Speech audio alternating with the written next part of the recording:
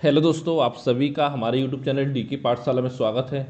दोस्तों, जैसा कि आपने थंबनेल देख ही लिया होगा, आज की वीडियो हम बात करने वाले हैं यूपी पीसीएस एग्जाम के बारे में।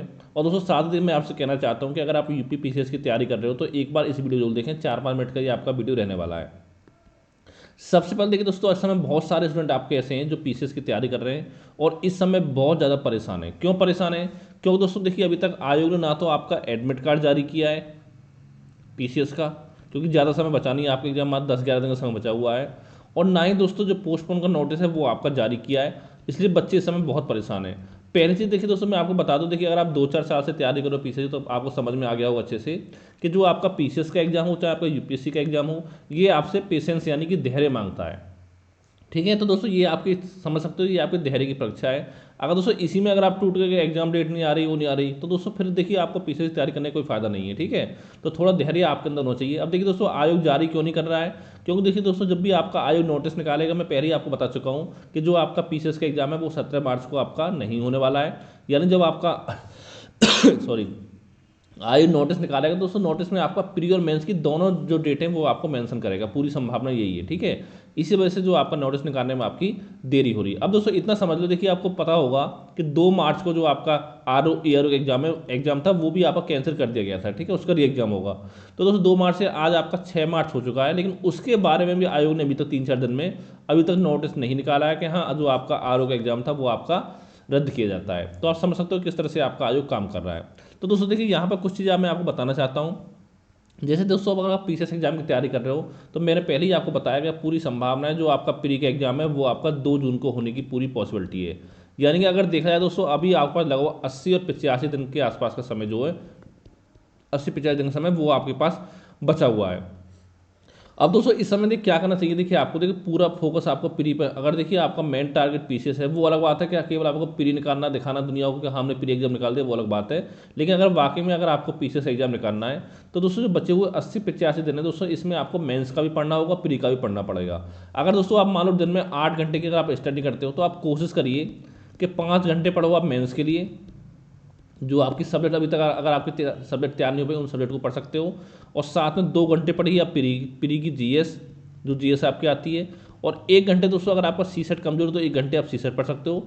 अगर सी सेट आपका इतना स्ट्रॉन्ग है कि आप प्री निकाल सकते हो सी सेट का, तो फिर दोस्तों जो 1 घंटा है इसको भी आप जीएस पे प्री के दे सकते हो। ठीक है, इतना दोस्तों आप पढ़ोगे। देखिए जब आपका लास्ट का टाइम बचेगा, यानी कि अगर आपके एग्जाम में 20-25 दिन का समय बचेगा, तो उस दिन उस समय दोस्तों जो पूरा फोकस करना है वो केवल आपको प्री एग्जाम पे करना है। उस समय मेंस के लिए आपको नहीं पढ़ना। ऐसा दोस्तों मैं क्यों बोल रहा हूँ, तो दोस्तों मैंने पहले ही आपको बताया, देखिए अगर आप पीसीएस की तैयारी कर रहे हो या यूपीएससी की तैयारी कर रहे हो तो आपको कोशिश करनी है कि जब तक आपका प्री एग्जाम होता है तब तक कम से कम आपका 70% जो सिलेबस है वो आपका प्री के साथ साथ मेंस का आपका कंप्लीट हो जाना चाहिए। यहाँ पर दोस्तों मैं देखिए मेरे समझ देखिए क्या आपका इतिहास हो गया, भूगोल, राजव्यवस्था, अर्थव्यवस्था, यूपीजी के वगैरह, ये सब आपका तैयार हो जाना चाहिए। जो छोटे छोटे सब्जेक्ट जैसे पर्यावरण बचा है आपका, ठीक है, और भी जो सब्जेक्ट बचे हैं आपके, तो दोस्तों वो आपके जैसे कि आपका जो छोटे सब्जेक्ट है जैसे आपका सोशल यानी सोशोलॉजी आपका हो गया। ठीक है, ये सब दोस्तों आपके बाद में भी आपके तैयार हो सकते हैं। लेकिन दोस्तों पॉलिटी हो गया, आईआर हो गया, ये सब सब दोस्तों आपके बाद में तैयार नहीं हो पाएंगे। क्यों नहीं हो पाएंगे इसलिए मैं आपको बताता हूँ।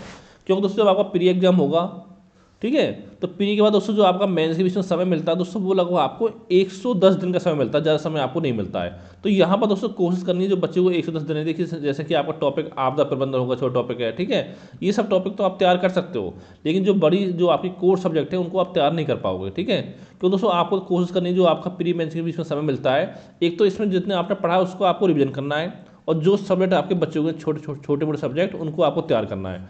इसके अलावा दोस्तों सबसे जो मेन पार्ट आपका होता है प्री और मेंस के बीच का दोस्तों, वो होता है आपका आंसर राइटिंग। क्योंकि पता हो जब तक आप आंसर राइटिंग प्रैक्टिस नहीं करोगे तब तक आपका एग्जाम नहीं क्लियर हो सकता है। अब दोस्तों आंसर राइटिंग प्रैक्टिस आपको इस तरह से करनी है, जैसे जैसे आप सो रहे हो, सपने भी देख रहे हो, तो सपने में आपके आपका जो हाथ है वो चलना चाहिए। इस तरह से आपकी आंसर राइटिंग की प्रैक्टिस होनी चाहिए, जिससे लगेगा हाँ आप इस समय अब आपकी तैयारी हो गई है। तो दोस्तों ये काम करना है आपको मेंस के बीच में।